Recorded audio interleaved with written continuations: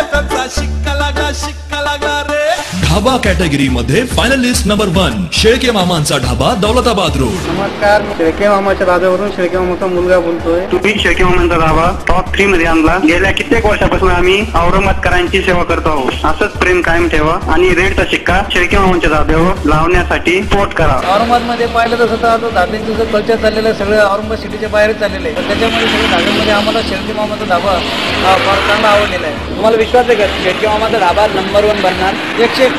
Dhaba category मध्ये finalist number 2 Avtar Singh Randhawa यांचा फौजी ढाबा मिटमिटा। नमस्ते, मेरा नाम गाली, मैं फौजी ढाबे से बात कर रहा हूँ। आपने हमें टॉप 3 में लाया और आपका बहुत बहुत धन्यवाद। आपसे यही निवेदन करता हूँ कि आप हमें रेड का सिक्का जिताने में मदद करें, खुल के वोट करें। ढाबा कैटेगरी मध्ये फाइनलिस्ट नंबर 3 काळे बंधू परभणीकर यांचा अभिजित ढाबा शेंद्रा MIDC। नमस्कार औरंगाबाद, मी रामनाथ काळे। रेडचा सिक्का सीझन 2 मध्ये ढाब्याच्या टॉप 3 मध्ये आम्हाला नॉमिनेट केलं, त्यासाठी खूप खूप धन्यवाद। आम्ही गेल्या 15 वर्षापासून औरंगाबादकरांची सेवा करतोय। श्रीराम लागू, वर्षा उसगावकर, सचिन खेडेकर या अशा लोकांनी माझ्याकडे जेवण केलं। नंबर 1च्या ढाब्यासाठी अभिजितला SMS करा।